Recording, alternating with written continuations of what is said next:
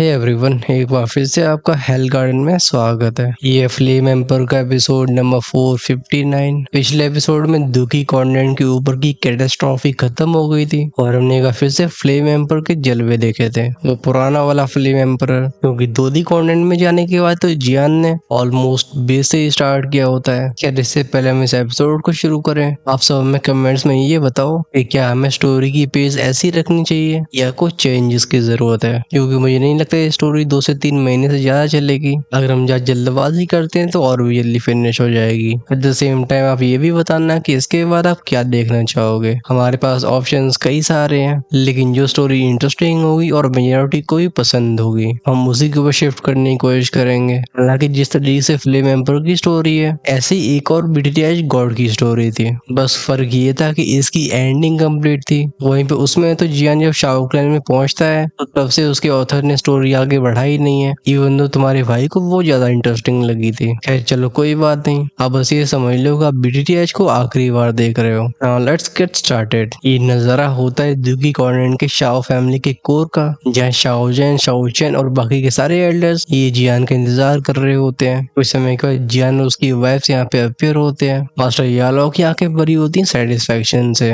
वहीं पे शाओजान की आंखों में आंसू थे। वो दोनों बोलते शाओजान जी। वहीं पे जियान के फादर शाओजान कहते नलायक लड़के। वो फ्लेम पर जियान जिसके नारे अभी दुखी कॉन्टिनेंट की गलियों में गूंज रहे होते हैं, वो यहाँ पे किसी नॉर्मल से लड़के की तरह खड़ा हुआ था। जियान ही करके अपनी खोपड़ी खो जाता है। बेसिकली पूरा माहौल खुशी, हंसी और रिलीफ से भरा हुआ था, और ऐसा होता भी क्यों ना, जियान समय रहते वापस लौट आया था। इस खुशी के मोमेंट को पकड़ के मियुकी अपनी हिम्मत जुटाती है और चुपचाप से आगे बढ़ती है। तुरंत ही शाओ शाओ की पैनी आंखें घूमी थी। शाओ शाओ क्योंकि ऑलरेडी बड़ी हो चुकी थी, उसके दिमाग में पहले से ही गैस आ चुके थे। वो साइड में देख के बोलती मदर, ये काइलिन हेल्पलेस थी, लेकिन तब भी वो नॉड करके बोलती तुम उसे ब्लेम मत करो। स्नेक पीपल के जैसे ट्रेडिशन होते हैं, जैसे ही काइलिन शादी करती है जियान से, वो जियान को अपना पूरा सपोर्ट करती है। यार हिम्मत तो जियान को भी जुटानी पड़ती है। चेहरे पे लाता है एक स्ट्रेट फॉरवर्ड स्माइल। फिर मियुइन के हाथ को लेके वो शाओजन और यालाओ के सामने जाता है। वो बोलता है फादर टीचर, ये आपकी थर्ड डॉटर इन लॉ है। दोनों एल्डर्स एकदम स्टन्ड हो जाते हैं। वो कहती है what third daughter in law. Finally दोनों साई करके नोट करते हैं। यारो रिलीफ के साथ बोलते हैं good. Third daughter in law कैसी हो। तभी लगता है शाओ शाओ को कुछ याद आया था। अपना मुंह फुला के पहुंचती है जियान के पास और कहती है डैड आपको कुछ जानना चाहिए। Anti union little fairy doctor और जिया को इस बैटल के दौरान एक स्पेस क्रैक निकल गया। माहौल जो कि खुशी से भरा हुआ था अचानक से वहीं पे थम जाता है। वो सारे लोग जो कि वाइन कप्स को अपने होठों तक पहुंचाने वाले थे, वो बीच में ही रुक जाते हैं। जियान पीछे मुड़ के बोलता है क्या। शाओ शाओ गहरी सांस भर के शुरू करती है। पूरे मामले को क्लियर करने के बाद अपने पैर पटक के यहाँ से चुपचाप से चली गई थी। शाओ शाओ से शाओलिन ज्यादा समझदार था। वो माहौल की टेंशन घटाते हुए बोलता है फादर, लगता है तीनों ही सीनियर्स को 3000 वर्ल्ड के एक्सपर्ट्स ने बुला लिया होगा। बस आई होप वो सेफ हो। यालो भी फिर से साय करते हैं। जहाँ शाओ शाओ गायब हुई थी उस रास्ते को देखते हुए बोलते हैं इतने सालों से इस बच्ची ने सब कुछ अपने कंधों पर कैरी किया है, लेकिन अब तुम्हारे आ जाने के बाद उसे थोड़ा गुस्सा होने का हक है। कुछ दिनों में नॉर्मल हो जाएगी। शाओजन फिर से मूड बना के बोलते हैं आओ आओ, आज शाओ क्लैन सेलिब्रेट करेगा। ये जश्न अगले 3 दिन तक रुकना नहीं चाहिए। फिर से पूरी मेंशन में वो हंसियों की आवाजें गूंजने लगती हैं। पूरा दुखी कॉन्टिनेंट जगमगा रहा था। वो सारे फैमिली और फ्रेंड्स इकट्ठे होते हैं। अब जो लोगों के दिलों पे कैटास्ट्रॉफी की वो शेडो भी थी, वो भी जैसे डिसअपियर हो गई हो। हम करते हैं थोड़ा सा फास्ट फॉरवर्ड। जब ये सेलिब्रेशन खत्म होता है, चाहे शाओ क्लैन की बात करिए या फिर पूरे दुखी कॉन्टिनेंट की,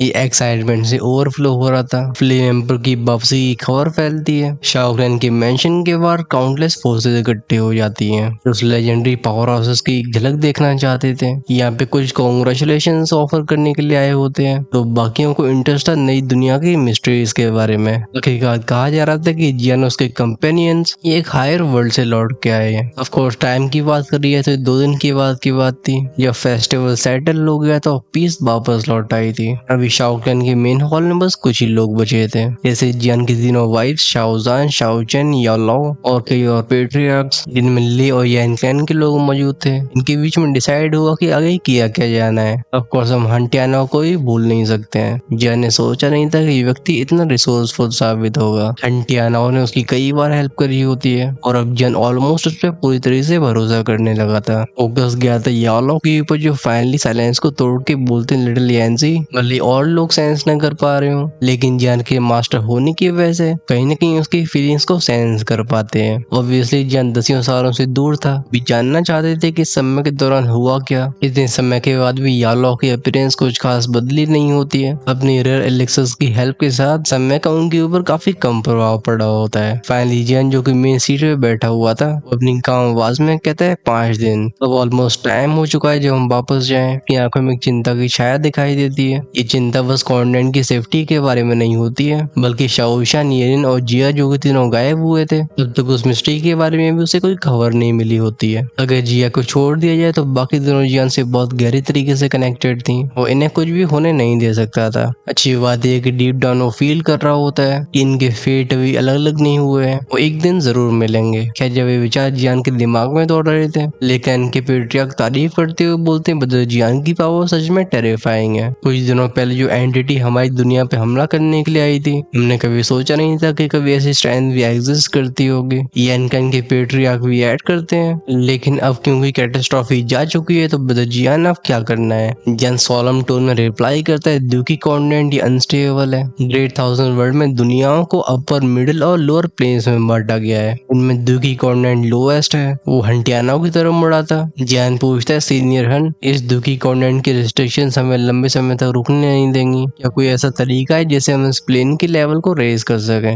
ये सुन के हंटियानाओं गहरी सोच में चला गया था। थोड़ी देर बाद बोलता है अगर सच में प्लेन के लेवल को अपग्रेड किया जाता है तो एक कॉन्टिनेंट की स्टेबिलिटी और स्पेशल ऑरा की डेंसिटी को कई गुना बढ़ा देगा और तो इसे दुखी कॉन्टिनेंट डायरेक्टली दोदी कॉन्टिनेंट से जुड़ जाएगा जिससे हम स्टेबल स्पेस चैनल्स को बना सकेंगे। सुन के सबके एक्सप्रेशंस ब्राइट हो गए थे लेकिन हंटियानो कंटिन्यू करता है हाउएवर ये मेथड बहुत रेयर है, इसे बस कुछ ही लोग अटेम्प्ट कर पाए हैं। वो एंशिएंट क्लैंस जो कि दुखी कॉन्टिनेंट से एक बार वैनिश हुए थे इन सब ने काफी कम रिकॉर्ड छोड़े होते हैं। इवन दोदी कॉन्टिनेंट में भी ऐसी नॉलेज को पोजेस करने वाले बहुत रेयर लोग थे। अच्छी बात है कि याओ क्लैन की हेल्प से बैरियर से जिन्हें बाईपास किया जा सकता है। तभी लगता है हंटियानाओं के दिमाग में कुछ क्लिक हुआ था। वो कहता है वेट मुझे मेरी सोल क्लैन के रिकॉर्ड्स में से कुछ याद है और मेंशन किया गया था कि प्लेन के लेवल को बढ़ाने के लिए हमें की आइटम को हासिल करना होगा और उसे कहा जाता है प्लेन का कोर। जियान दोहराता है कोर ऑफ द प्लेन। इस नाम से वो सेंस कर पाता है कि कोई ऑर्डिनरी ट्रेजर नहीं है लेकिन एटलीस्ट उसे कोई ना कोई दिशा तो जरूर मिली है जिसकी तरफ वो अपने कदम आगे बढ़ा सकता था।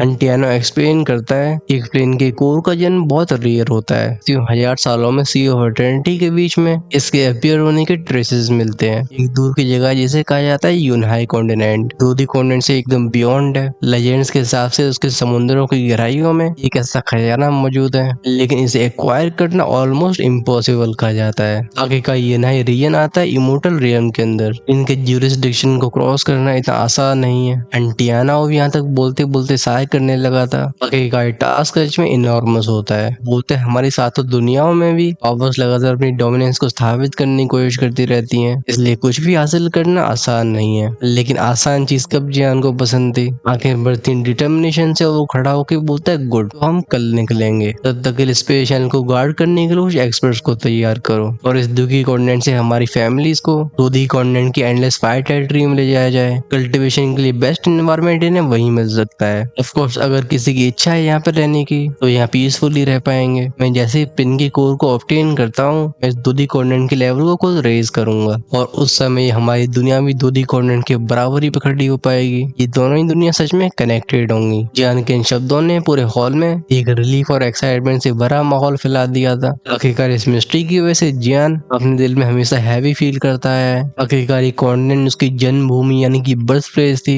उसका घर था और इस जगह के लिए उसकी फीलिंग्स बहुत गहरी होती हैं। यालो बिना हेजिटेशन के बोलते हैं क्योंकि वो डिसीजन लिया जा चुका है तो टाइम आ चुका है एक्शन का। हमें बाकी चीजों के लिए तीनों लेडीज और क्लैन पेट्रियार्क्स पर डिपेंड करना होगा। जियान नॉड करता है। अब डिले करने के बिल्कुल टाइम नहीं बचा था। हॉल में मौजूद चाहे पेट्रियार्क्स हो या फिर एल्डर्स सबकी आंखें एम्बिशन से चमक रही होती हैं। उस ग्रेटर वर्ल्ड में कदम रखने की इनकी हमेशा से ख्वाहिश थी लेकिन जब वो पुराना स्पेस चैनल कोलैप्स हुआ इन्हें लगा कि इनका सपना हमेशा हमेशा के लिए रह जाएगा। लेकिन अब जियान के वापस लौटने पे उम्मीद दोबारा जाग चुकी है। तो जियान के दिमाग में विचार आया था। वो अचानक से पूछता है बाय द वे तक दोदी कॉन्टिनेंट के किसी भी एंशिएंट क्लैन ने दुखी कॉन्टिनेंट से जुड़ने की कोशिश क्यों नहीं की। लोग मुड़ते हैं हंटियाना की तरफ। हंटियाना एक्सप्लेन करता है कि उस समय ग्रेट वॉर बस खत्म ही हुआ था। हम सारे क्लैंस एग्जॉस्ट हो चुके थे। हमें रिकवरी के लिए भी स्ट्रगल करना पड़ता है लेकिन तब भी हम सारे के सारे क्लैंस ने कई एक्सपर्ट्स को स्पेस चैनल को बनाने के लिए भेजा लेकिन एक्सपर्ट्स की तरफ से कोई रिप्लाई नहीं आया। जैसे वो गायब ही हो गए हो। बाद में दूधी कॉन्टिनेंट में फिर से कॉन्फ्लिक्ट राइज होने लगे, लीडरशिप लगातार बदली, एंशिएंट क्लैंस के बीच में डिसएग्रीमेंट बढ़ने लगे, इसलिए इस मामले को बुला दिया गया। वो बोलता है लास्ट टाइम जब मेरे क्लैन को इसके बारे में खबर मिली थी तो उसमें कहा गया था कि दुखी कॉन्टिनेंट का एंट्रेंस पूरी तरीके से कोलैप्स हो चुका है और स्पेशल लेयर को कुछ टेरिफाइंग क्रीचर्स ऑक्यूपाई कर रहे हैं, जिससे रिकंस्ट्रक्शन इम्पॉसिबल था। जैसे नीचे करके बोलते हम दुखी कॉन्टिनेंट के आसमान को तोड़ के जब पांचों दूधी पहली बार दूधी कॉन्टिनेंट में आए थे तो उन्हें गोल्डन ड्रैगिंग और इविलिस के प्रोसेस का सामना करना पड़ता है। अब जियान फाइनली चीजों से कनेक्ट कर पा रहा था। फिर अभी के लिए दुखी कॉन्टिनेंट में फाइनली शांति लौट आई थी। समय एक बार फिर से आगे बढ़ता है। लोअर प्लेन होने की वजह से जियान की तीनों बीवियों को एंडलेस फाइट टेरिटरी वापस जाना पड़ता है, लेकिन वो वहां से भी दोनों कॉन्टिनेंट्स को स्टेबलाइज करने की कोशिश करती हैं। याओला और बाकी लोग रहते हैं दुखी कॉन्टिनेंट में। लगता है जमीन से इनका जुड़ाव कुछ ज्यादा ही गहरा था, लेकिन शाओशा और शाओलिन जैसे एक्सपर्ट जो कि ऑलरेडी पीक दोशेंग में पहुंच चुके थे, वे सीधा अपने फादर को फॉलो करते हैं एंडलेस फायर टेरिटरी में। वहां पहुंचने के बाद म्यूजिक इन दोनों का बहुत अच्छे से ध्यान रखती है और बहुत जल्दी वो इन सबके दिलों को जीत लेती है। ऑफ कोर्स म्यूजिक को काइलिन जुनर गाइड कर रही थी, जैसे फैमिली का बॉन्ड और भी मजबूत हो जाता है। टेंशन शांत होती है, दिन फिर से हंसियों की आवाजों से भरे रहते हैं। और जुनर और काइलिन के चेहरे की खुशी को देख के खासकर इन दोनों का शाओशा और शाओलिन से कैसा बॉन्ड है, म्यूजिक फील करती है जेलसी। उसने कई बार जियान को अपनी तरफ खींचने की भी कोशिश की, लेकिन हर बार मामले को हंसी खुशी में उड़ा दिया जाता है। इस समय के दौरान एंडलेस फ्लेम और दुखी कॉन्टिनेंट की टेरिटरीज को फुली स्टेबलाइज कर दिया गया था। जियान समय बर्बाद नहीं करता, उसकी आंखों में डिटर्मिनेशन और पर्पस जलता है। वो सीधे चला जाता है यूनहाई कॉन्टिनेंट की तरफ, जहाँ उसे प्लेन की कोर को ढूंढना था, क्योंकि वो तभी अपनी होमलैंड को नई ऊंचाइयों तक पहुंचाने का सपना पूरा कर पाएगा। ऐसे हंसी खुशी से भरे माहौल में रहने की तुम्हारे भाई की भी इच्छा होती है, लेकिन क्योंकि मेन कैरेक्टर जियान है, हमें उसे फॉलो करना होगा। तो फिर चलो शुरुआत करते हैं यनहाई कॉन्टिनेंट के आर्क की। ये यनहाई कॉन्टिनेंट ये ग्रेट थाउजेंड वर्ल्ड के इमोटल डोमेन के जुरिसडिक्शन में आता था। इसका एरिया हजारों किलोमीटर तक फैला होता है। हालांकि दूधी कॉन्टिनेंट जितनी प्रॉस्परस जगह तो नहीं होती, लेकिन ये उपजाऊ और शांति से भरी थी। एक ऐसी जगह जहाँ पे कल्टिवेटर चुपचाप से अपनी इमोर्टलिटी के रास्ते पे आगे बढ़ सकते हैं। इन्हें बैटल्स की चिंता नहीं करनी होगी या पावर स्ट्रगल्स की चिंता करने वाले काफी कम लोग होते हैं, बल्कि ज्यादातर लोगों की नजरें टिकी होती हैं कल्टिवेशन के ऊपर। ये एक एटर्नल लाइफ को हासिल करना चाहते थे और असेंड होना चाहते थे इमोर्टलिटी में। ये नई कॉन्टिनेंट इंसानी दुनिया को बिलोंग नहीं करता। हमें समझना चाहिए कि इमोर्टल रिम अलग होता है। सातों रिम्स में पावरफुल फोर्सेस अक्सर अपनी टेरिटरीज को बढ़ाने की कोशिश करती रहती हैं, क्योंकि ज्यादा इलाके का मतलब है ज्यादा रिसोर्सेज, इसलिए हर एक रियल एक दूसरे से अलर्ट रहता है। लेकिन जियान के लिए ऐसे बैरियर काम नहीं करने वाले थे। उसका नाम ऑलरेडी ग्रेट थाउजेंड वर्ल्ड में फैल चुका था और ये गूंज यनहाई कॉन्टिनेंट को भी टच करती है। शायद ये जियान की किस्मत का हिस्सा कहा जाएगा, लेकिन इमोर्टल रियम के जो टॉप पावर हाउसेस होते हैं वो इविल रेस के खिलाफ गार्ड करने में कुछ ज्यादा ही बिजी थे। एक लोअर वर्ल्ड से आने वाले घुसपैठिए के ऊपर इतना ध्यान नहीं देने वाले थे। हमारा ध्यान एक पहले से चट्टानों वाले पहाड़ के ऊपर जाता है। उस ऊंची सी चोटी पे खड़ा हुआ जियान सामने के शानदार नजारे को आसानी से देख पा रहा था। वो समुद्र की बड़ी बड़ी लहरें जो कि शोर से टकरा के शानदार आवाजें किया करती थी, वो दूर तक देख के बोलते ही फैक्ट सच में अलग है। ये एक्चुअली में समुद्र के बिल्कुल बीच में बना हुआ है। हंटियाना की इंफॉर्मेशन के हिसाब से प्लेन का कोर ये इसी कॉन्टिनेंट में छिपा हुआ होगा। इस दुनिया में खोजबीन करते हुए जियान को 10 दिन निकल गए थे और फाइनली उसे ये जगह मिली थी। र्यूमर्स के हिसाब से प्लेन कोर ये इसी ओशन की गहराई में था, जिसे कंट्रोल करता था इमोर्टल सेक्ट, ये नई कॉन्टिनेंट की सुप्रीम पावर। इसलिए जियान चुपचाप से इंतजार कर रहा था अपॉर्चुनिटी का। तभी जियान को पास से एक चीयरफुल लेकिन बूढ़ी सी आवाज सुनाई देती है। वो आवाज कहती है लिटिल ब्रदर। जब जियान उस दिशा में मुड़ता है तो उसे दिखाई दिए थे कुछ फिशरमैन जो अपनी बोट्स को खींच के वापस आ रहे होते हैं। उनमें से बोलने वाला एक काले रंग का व्यक्ति था, जिसकी आंखों की साइड में झुर्रियां दिखाई देती हैं। वो व्यक्ति जियान से बोलते, मैं तुम्हारी आंखों में उस फायरी लाइट को देख सकता हूँ। लगता है तुम समुद्र को क्रॉस करके इमोर्टल सेक्ट को ज्वाइन करना चाहते हो, राइट? जियान हल्की स्माइल के साथ बोलते हैं हाँ। और सर मैं यहाँ पे नया हूँ, क्या आप मुझे बता सकते हो इसी इमोर्टल सेक्ट के बारे में क्या खास है? इन लोगों के लिए जियान अब भी नौजवान लगता है, जिसकी उम्र अर्ली 30s में होगी, क्योंकि उसने अपने ऑरे को भी कंसील कर रखा था, इसलिए वो किसी नॉर्मल ट्रैवलर की तरह लग रहा था। वो फिशरमैन को सोच के शुरू करते इमोर्टल सी सेक्ट ये यनहाई कॉन्टिनेंट की स्ट्रॉन्गेस्ट फोर्स है। कोई भी नहीं जानता कि अंदर कितने इमोर्टल्स कितने डिसाइपल्स हैं, लेकिन जब भी कॉन्टिनेंट के ऊपर कोई डिजास्टर आता है तो उसका खात्मा करने के लिए इमोर्टल सेक्ट डिसेंड होता है। और यही कारण है जिसकी वजह से पूरी यनहाई कॉन्टिनेंट में इन्हें ऑलमोस्ट पूजा जाता है। यहाँ तक बात रही कि इन्होंने अपनी सेक्ट को ओशन के बिल्कुल सेंटर में क्यों बनाया, तो र्यूमर्स के हिसाब से वर्ल्डली डिजायर से अपने आप को दूर रखना चाहते हैं। हैं वो इंसानों की बंदिशें जिन्हें लव और इमोशन कहा जाता है ये उन्हें ट्रांसजेंड करना चाहते हैं। व्यक्ति साय करके आगे बोलता है कि इमोर्टल्स यानी कि इंसान जो कि इनके ट्रायल्स को पास कर पाए वो सेक्ट में जाके फाइनली इमोर्टलिटी के रास्ते पे चल पाए हैं। जो फिशर में इमोर्टल रिम की बात करता है उसकी आंखों में एक अलग ही स्तर की रोशनी चमक रही थी। जैन अपने चेहरे पे लाता है क्यूरियोसिटी को और पूछता है इमोर्टल रियम ये कैसी जगह है, चाहे डीमन रियम हो या फिर गोस्ट रियम। जैन दोनों ही मैसिव डोमेन्स में घूम चुका था। हाउएवर इमोर्टल रियम पूरी तरह से डिफरेंट था, एकदम प्योर ब्राइट और कोई दूर सा लगता है। इस जगह की जैन की अंडरस्टैंडिंग बहुत लिमिटेड थी।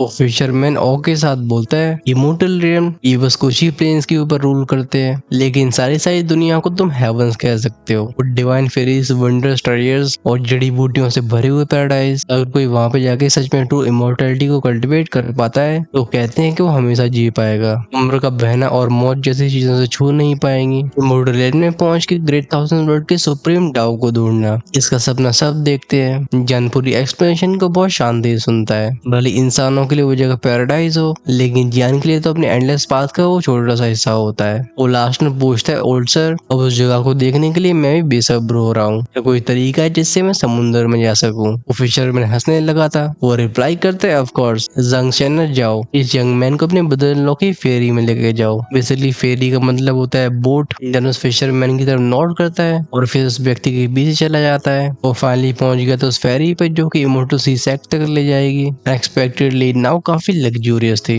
और तो जब उसे चलाने वाले लोगों को मालूम पड़ता है कि जियान उस इमोर्टल सेक्ट की तरफ जा रहा है तो इन सब की आंखें एक्साइटमेंट से भर जाती हैं। ये कुछ समय के बाद की बात थी जब जियान फेरी के केबिन में खड़ा हुआ था। वो खुद से बोलता है ये नई कॉन्टिनेंट का बाकी का हिस्सा मैंने अच्छे से एग्जामिन कर लिया है और मेरी सेंसेस के हिसाब से प्लेन को यहीं पे होना चाहिए। इतना कहने के और उसका एक्सप्रेशन डार्क हो गए थे। वो आगे बोलता है लेकिन इस एक्ट के बारे में मुझे कुछ अजीब महसूस हो रहा है, कुछ गलत। उसके शरीर की गहराई में जो फायर स्पिरिट ऑर्ब था जो कि उसका कोर होता है एक मिस्टीरियस रोशनी से धड़क रहा होता है। ये रिपल्स जियान के शरीर में बहते हुए गोल्ड की तरह फैलती हैं। ये रिएक्शन बड़ी हल्का हो लेकिन जियान की सोल को ट्रेम्बल करने के लिए काफी होता है। उसके रोंगटे खड़े हो जाते हैं। वो खुद से कहता है एनर्जी क्या स्पिरिट ऑर्ब के बराबर यहाँ कोई और ट्रेजर मौजूद है। तभी केविन के स्पेस में वेंगबस की आवाज गूंजी थी। उसकी त्वचा को अजोर्स्केस ढकने लगते हैं। अचानक से रिलीज होने वाली हीट से जियान को प्रोटेक्ट कर रहे थे। ड्रैगन किंग बैक्शा की स्केल्स का ऐसा रिएक्शन जियान शौक के साथ बोलता है ड्रैगन किंग बैक्शा की स्केल। हाउएवर ये ऐसे रिएक्ट क्यों कर रहे हैं। वो देखते हैं दूर की तरफ, लगता है ये जगह सच में कुछ एक्स्ट्राऑर्डिनरी छिपा रही है। वो गहरी सांस को छोड़ के सिर हिला के कहता है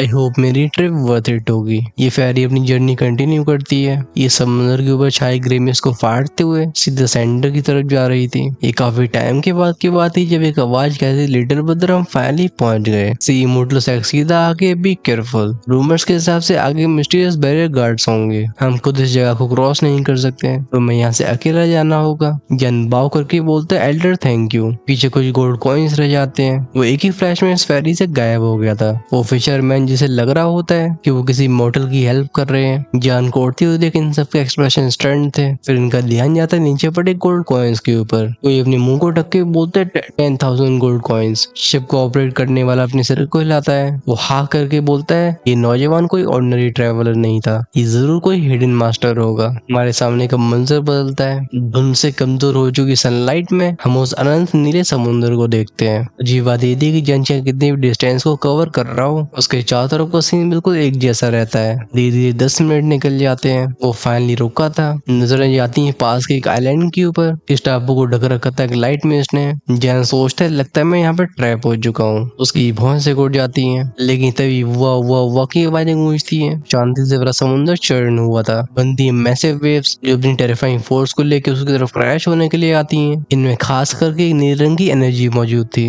एक प्योर एम्पलीफाइंग पावर। हाउएवर इनमें से जैन तुरंत ही रेजोनेंस फील करता है। उसके ड्रैगन स्किल्स जैसे जिंदा हो गए हों। ये उन वेव्स के अंदर छिपी हुई एनर्जी से रिस्पॉन्ड करते हैं। जियान कहता है फ्लक्चुएशंस या फॉर्मेशन बैरियर की हैं। हर एक मिली सेकेंड के साथ रेजोनेंस और बढ़ती है। फाइनली वो क्रैशिंग स्प्लैशिंग आवाज के साथ आगे बढ़ने वाली वेव्स बीच में से फटी थी। बनता है नील रंग की रोशनी से बना हुआ रास्ता। ये सीधा उस आइलैंड से जोड़ता था। जियान आंखें पैनिंग करके बोलता है को रेजोनेंस और ये फॉर्मेशन लगता है कनेक्टेड है। उसके अंदर की ड्रैगन गॉड की पावर होती है। इसमें एक वार्म सेंसेशन फैल रही थी। ये रिस्पॉन्ड करती है उस प्रेजेंस से जो सी इमोर्टल सेक्ट की गहराई में मौजूद था। अपनी बैक्शा स्किल्स की पावर की वजह से उस मिस्टीरियस फॉर्मेशन को खुलते हुए देख के जियान खुद को स्माइल करने से रोक नहीं पाता। था वो कहता है इट्स अमेजिंग। जितना जियान ने एक्सपेक्ट किया था लगता है ट्रिप उससे ज्यादा इंटरेस्टिंग होने वाली है। वो जानता था कि बिना प्रोटेक्टिव स्केल के उस फॉर्मेशन को तोड़ने के लिए जियान को काफी टाइम और एनर्जी गवानी पड़ती है। वो तभी अपनी आंखें नैरो करके बोलता है लेकिन इमोटल सैक की लोकेशन ये सच में अजीब है। जहाँ पे खड़ा होता है वहां से आइलैंड को अच्छे से देखा जा सकता था।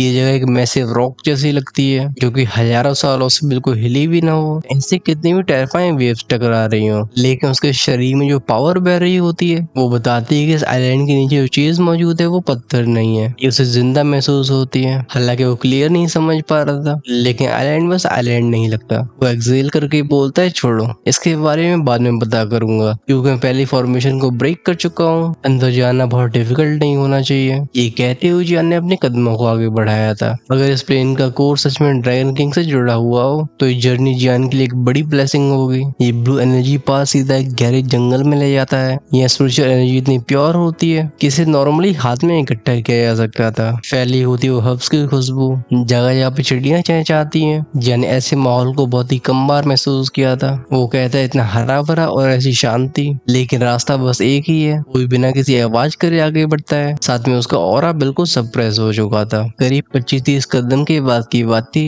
जब वो अचानक से रुक के बोलते हम एक इंसानी प्रेजेंस। उसे कुछ पानी की स्प्लैशिंग आवाज सुनाई देती हैं हंसी की आवाजें। जब वो ध्यान से एक चट्टान के पीछे आता है तो उसे एक क्लियर जेड लेक दिखाई दी थी जो नीले रंग की रोशनी से भरी होती है और जिसमें कई रिपल्स बन रही होती हैं। क्या जो चीज उसके ध्यान को खींचती है वो लेक नहीं थी बल्कि वो होती है वो पतली सी फिगर जो किसी मछली की तरह इस लेक में तैर रही होती है। ज्ञान पलकें झपका के बोलता है ये फीमेल ब्यूटी होती है। लेकिन जब ज्ञान फैलाता है अपनी स्पिरिचुअल ऑरे को उसे कुछ ऑफ फील हुआ था। इस लड़की के शरीर को ढकने वाली हल्की सी साइन एनर्जी जैसे ज्ञान की सेंसेस को रोकने की कोशिश कर रही हो। एक पल के लिए तो ज्ञान भी कंफ्यूज हो जाता है कि क्या ये मेल है या फिर फीमेल। जो अपनी सोल रिपल्स को थोड़ा सा और इंटेंस करता है और एग्जामिन करता है उसे ध्यान से। जो उसे मालूम पड़ा था उससे ज्ञान के एक्सप्रेशन वहीं पर जम गए होते हैं। उस फिगर के माथे पे एक लाइट सील मौजूद थी और उस पैटर्न को ज्ञान कैसे नहीं पहचानता। ये वही आइडेंटिकल रून था जो ज्ञान के खुद के टैलेंट स्केल के ऊपर होता है। तब मार्क ऑफ बेक्शर ड्रैगन किंग ज्ञान के मुंह से आवाज बाहर आती है इम्पॉसिबल। ये लगता है शेर के कान में ये आवाज चली गई थी। तुरंत ही अलर्ट हो जाती है और कहती है कौन है यहाँ पे, बाहर आओ। हवा थ्रमिंग वेंगोन की आवाज से कांपी थी। उस फिगर की आंखें एकदम आइसी ब्लेड जैसी हो जाती हैं। उसका शरीर पानी से बाहर उठने लगता है। एक ही नजर में ज्ञान कह सकता था कि इस फिगर का ऑरा पावरफुल है। ये अराउंड 4 से 5 स्टार दोशान रही होगी। ये रहा होगा क्योंकि डेलिकेट फीचर्स के बाद भी एक मेल था। एक नौजवान जिसके बाल बड़े बड़े नहीं होते लेकिन त्वचा ऑलमोस्ट चमक रही होती है। उसके हाथ में मेटलाइज होती है एक जेड सोर्ड जिसमें से हमिंग की आवाज साथ नीले रंग का ग्लो एमिट होता है। अब क्योंकि चोरी पकड़ी जा चुकी है तो जैन शैडो से चुपचाप से बाहर आता है। वो अपने हाथ को उठा के बोलता है मुझे सी की फॉर्मेशन ने यहाँ पे एक्सीडेंटली पहुंचाया है और मैं यहाँ पे आया हूँ इमोर्टलिटी के रास्ते को ढूंढने के लिए, इसलिए प्लीज इमोर्टल मुझे रास्ता दिखाइए। जैन हल्के से सर भी झुकाता है जिससे टेंशन थोड़ी कम करी जा सके। जब जैन के शब्द उस बंदे के कानों में जाते हैं उसकी आंखें खुली की खुली रह गई थी। वो कहता है तुमने फॉर्मेशन को तोड़ दिया। उसके गुस्से को सरप्राइज ढक लेता है। उसके हल्के से पिंक कलर की होठ एक दूसरे इम्प्रेस हो गए थे। अब क्योंकि जैन इसे और भी पास से देख पाता है, एक मेल होने के बाद भी इसकी ब्यूटी सच में स्ट्राइकिंग थी। वो स्मूथ स्किन और छोटे सिल्वरी हेयर, उन डेलिकेट नाकों में प्राउड एक्सप्रेशंस, ऐसी ब्यूटी नॉर्मल इंसानों में नहीं मिलती। वो नौजवान फाइनली गहरी सांस लेके बोलता है यहाँ से प्लीज मुझे फॉलो करो, सेक मास्टर तुमसे मिलना चाहते हैं। ये जैन को माउंटेन पीक की तरफ ले जाने लगा था लेकिन जब वो जैन के पास आता है तो उसके माथे का मार्क जैन से और भी रेजोनेट करता है। लेकिन जैन इसके बारे में कुछ कहता नहीं है, बस अनीस बढ़ जाती है। वो एक चीज तो कंफर्म कर सकता था कि इस आइलैंड में ड्रैगन लिनेज से जरूर कुछ जुड़ा हुआ है। वो सोचता कि अगर इस जगह में सच में टायरेंट ड्रैगन किंग की इनहेरिटेंस हुई तो क्या सच में यही वो चाबी है जिससे वो अपनी लिमिट्स को क्रॉस करेगा। दोनों ज्यादा बात नहीं करते। इनके बीच में जो भी ब्रीफ कन्वर्सेशन हुई थी उसे जैन को समझ में आया था कि इस नौजवान की जो अपीयरेंस है उसकी यूनिक कल्टीवेशन मेथड की वजह से है। एक टेक्निक जो कि मैस्कुलिन और फेमिनिन एनर्जी को बैलेंस करती है। ये समुद्र के स्पिरिचुअल फ्लो को हार्मोनाइज करने के लिए डिजाइन करी गई है। जैन को उसे सहाय करके बोलता है सच में ये दुनिया वंडर से भरी हुई है। वो फाइनली माउंटेन पीक पे पहुंच गया था और नौजवान सामने के दरवाजे को खोलता है और सर झुका के बोलता है मास्टर। हमारा ध्यान जब अंदर जाता है तो फोकस में एक बुड्ढा आया था जो कि होटान के ऊपर बैठा हुआ था। इसके शरीर को येलो मॉन्क रोब ने ढक रखा होता है और उंगलियों में रोजरी बीट्स होते हैं। फोटो से लगातार मंत्रों की आवाजें बाहर आती हैं। उसके बगल में रखी होती है एक डंडी जिसे हम जैन का स्टाफ बोलेंगे। हालांकि दूर से देखने पे ऑर्डिनरी लगती है, लेकिन जो इनविजिबल प्रेशर इसमें से रेडिएट हो रहा होता है वो शांति से भरा लेकिन पावरफुल था। यहाँ के माहौल को चेक करते हुए जियान चुपचाप से अपने कदमों को आगे बढ़ाता है। वो फाइनली पहुंचता है एक ब्रॉन्ज स्टैचू के सामने। नहीं, स्टैचू बुद्धा की नहीं थी बल्कि एक फीमेल मॉन्क की होती है। इस मूर्ति ने जियान को स्ट्रेडल कर दिया होता है। वो बोलता है शेहा एक गुआनियन बोधिसत्व। इस ओल्ड मैन की काम और डीप आवाज सुनाई देती है जिसकी पहुंच ऑलमोस्ट जियान की सोल तक थी। वो बुड्ढा बोलता है डोनर तुम्हारे पास होली फ्लेम है क्यों? जियान सिंपली नोट करते एम्बर फ्लेम पफ की आवाज से इग्नाइट हो जाती है। इस कमरे को गोल्डन लाइट से भर देती है। हालांकि जियान ने जानबूझ के फ्लेम की पावर को रोका था, लेकिन इस कमरे के जो लकड़ी से बने हुए खंभे होते हैं वो क्रीकिंग आवाजों के साथ कांपने लगते हैं। खैर होली फ्लेम को देखने के बाद इस ओल्ड मॉन्क के एक्सप्रेशन चेंज नहीं होते हैं, उसके मंत्र जारी रहते हैं। वो फाइनली अपनी माला को साइड में रख देता है। तभी जैन स्टाफ रखा हुआ था, गूंजी थी उसमें वैंगवस की आवाजें। इसमें से ब्रिलियंट बुद्धा लाइट फैली थी जो जियान के दिमाग को एकदम शांत कर देती है। वो ओल्ड मैन अपनी आंखें खोल के बोलते हैं माय फ्रेंड मुझे तुम्हारा इंतजार करते हुए लंबा समय हो गया। इस इंस्टेंट में फाइनली जियान को फील हुआ था इस ओल्ड मॉन्क का ऑरा बस स्ट्रॉन्ग नहीं था, ये कंटेन करता था रेइनकार्नेशन की पावर को और साथ में कुछ रेयर और ड्रैगनमाइट की हल्की सी ट्रेस। जियान बाव करके बोलते हैं मास्टर आपका क्या मतलब है? वो मॉन्क सिंपली अपने स्टाफ को उठा के बोलते आओ। हाथ के इशारे पे वो डंडी हवा में फ्लोट करती है। इसमें से गोल्डन स्क्रिप्चर्स की लाइन फैलने लगी थी, पूरे रूम को ढक लेती है। बीच हवा में एक लाइट गेट बना था। इस गेट में से सैलाब की तरह प्रेशर बाहर आता है। जियान की रूह कांप जाती है। ये थिक एंशिएंट ओवरवेलमिंग ऑरा इसके सामने न चाहते हुए भी जियान की बॉडी ट्रेम्बल हो गई थी। वो मॉन्क भी आगे इशारा करके बोलता है डोनर प्लीज अंदर आइए, तुम्हें जो भी आंसर चाहिए वो इस दरवाजे के उस तरफ है। गूंजती एक मफल्ड बूम की आवाज, गेट ट्रेम्बल होता है, पूरे चेम्बर को एक डिवाइन लाइट ढक लेती है। एक इंस्टेंट में जियान के सामने का नजारा बदलता है। रोशनी को एंडलेस डार्कनेस रिप्लेस करती है। जियान जिस एंडलेस वर्ल्ड में पहुंचा होता है उसके कानों में जाती हैं एरी रोज की आवाजें, साथ में वाटर प्रेशर की क्रैशिंग आवाजें। इंस्टिंक्चुअली जियान के दो कोर्स एक्टिवेट होते हैं, उसे प्रोटेक्ट करने लगे थे। उसका दिल टाइट हो जाता है। इस अंधकार में कुछ देखने की कोशिश करने की वजह से उसकी आईब्रोज लगातार ट्विच हो रही थी। धीरे धीरे उसके सामने बनती एक आउटलाइन उस समुद्र की गहराई में एक तूफान में फंसा हुआ था। यहाँ को वास्ट ऑपरेसिव एटर्नल ऑरा ये बिल्कुल असर नहीं होता है। जियान फील करता है कि वो हर एक टेरिफाइंग वेव उसकी सोल को छू कर जा रही है। अगर यहाँ पे कोई कमजोर विल वाला पहुंचता है तो ये अभी से पूरी तरीके से निकल जाएगा। अच्छी बात है कि पागलपन के दौरे से पहले जियान को आते वाइंग शावो शावो की आवाजों के साथ फैलती गोल्डन बुद्धा लाइट अंधकार को जगमगा देती है। फाइनली उसे अपने साइड में दो और फिगर्स दिखाई देते हैं। इन्हें बुद्धा की चैंटिंग की आवाजें ढक लेती है। माइंड उसका दोबारा से क्लियर हुआ था, लेकिन प्रेशर अब भी घटता नहीं है। वो पूछता है सीनियर क्या हम समुद्र के नीचे हैं? उसके साइड में खड़े जैन मास्टर हल्का सा स्माइल करते हैं। उस सुनहरी रोशनी को रिलीज करने वाला उनका गोल्डन स्टाफ था। वो हल्की आवाज में कहते डोनर की आईसाइट सच में पैनी है। हम जिस जगह मौजूद हैं वो समुद्र की सतह से 10,000 मीटर नीचे है। अगर बुद्धा की रोशनी हमें सील नहीं कर रही होती तो यहाँ पर इनकारनेशन पावर भी बस कुछ समय तक ही टिक सकती है। इस गोल्डन प्रोटेक्शन के चारों तरफ की डार्कनेस लगातार चर्न हो रही थी। बार बार अटैक करने वाली पानी की वेव्स ये जियान के सारे रोंगटे खड़े कर देती हैं। अब ऐसे माहौल से रिकवर होने के लिए हमें उसे टाइम तो देना ही होगा। तो चलो फिर देते हैं टाइम। हम नेक्स्ट एपिसोड में यहाँ से आगे की स्टोरी को कंटिन्यू करेंगे। जियान को ड्रैगन किंग से गिफ्ट मिलेगा। सीन में फिर से इवन रेस की वापसी होने वाली है। अगर आप उसे मिस नहीं करना चाहते हो चैनल को सब्सक्राइब करके बेल आइकन के बटन को ऑन करके रखना, जिससे रिलीज होती वीडियो सबसे पहले आपके पास पहुंचे। ऑफ कोर्स अगर आप चाहते हो कि नेक्स्ट एपिसोड आप आज ही देख पाओ तो डेफिनेटली ज्वाइन कर सकते हो चैनल की मेंबरशिप को। प्रीमियम कम्युनिटी का हिस्सा बनके आप शाम को रिलीज होने वाले अर्लीस्ट एपिसोड्स को एंजॉय कर पाओगे। वहीं पे जो हमेशा से 2 से 3 पार्ट्स आगे रहना चाहते हैं अपने लेवल्स को अपग्रेड कर सकते हैं इमोर्टल एम्पायर या उससे ऊपर। ज्वाइन का ऑप्शन मिलेगा चैनल की होम पेज और सब्सक्राइब के साइड में। I think you should definitely check that out. तब तक के लिए तुम्हारे भाई की तरफ से सायोनारा।